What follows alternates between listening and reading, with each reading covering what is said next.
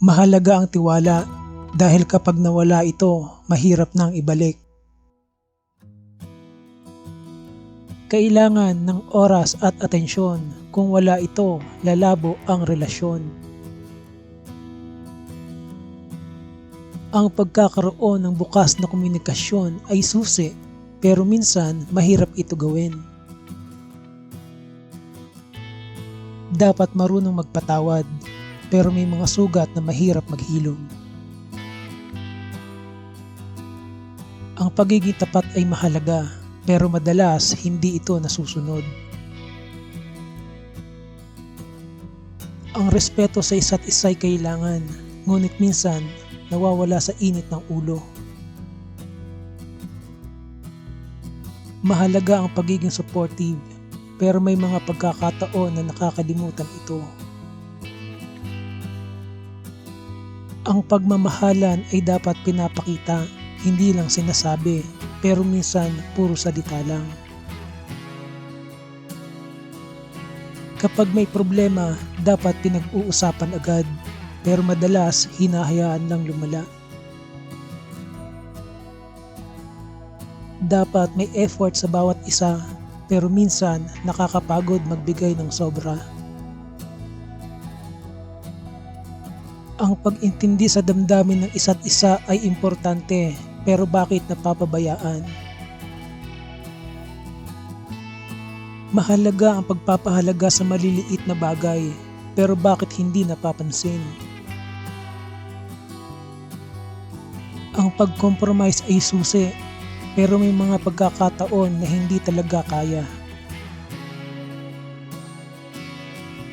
Ang pagkakaroon ng shared interest ay maganda, pero bakit mahirap pag-usapan? Ang pagbibigay ng personal space ay kailangan, pero minsan nagiging dahilan ng paglalayo. Ang pagiging honest sa damdamin ay mahalaga, pero bakit takot tayong magbukas? Ang pagpapakita ng appreciation sa partner ay mahalaga, pero madalas nakakalimutan ito. Ang pagiging loyal ay malaking bagay, pero bakit nadadala sa tukso? Dapat may constant effort, pero minsan nakakalimutan dahil sa pagiging busy sa ibang babae. Ang pagsuporta sa mga pangarap ng isa't isa ay mahalaga, pero bakit napapabayaan?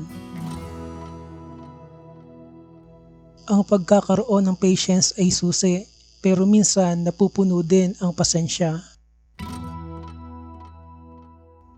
Ang pagbibigay ng effort para mag-spend ng quality time ay kailangan, pero bakit hindi natutupad? Ang pagpapakita ng pagmamahal araw-araw ay importante, pero minsan nawawala ito.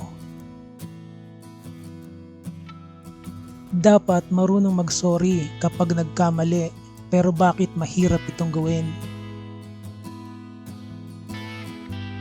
Ang pagkakaroon ng shared goals ay mahalaga, pero bakit nagkakagulo sa priorities?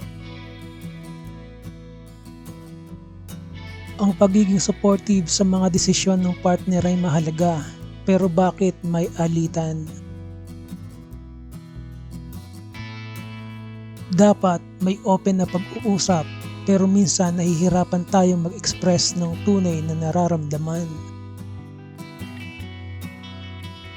Ang pag-unawa sa mga kahinaan ng isa't isa ay mahalaga, pero minsan nakakainis din. Ang pagpapakita ng respeto sa pamilya ng partner ay kailangan, pero bakit mahirap gawin? Ang pagiging magkaibigan din sa relasyon ay maganda, pero minsan nasisira ito ng selos at inggit.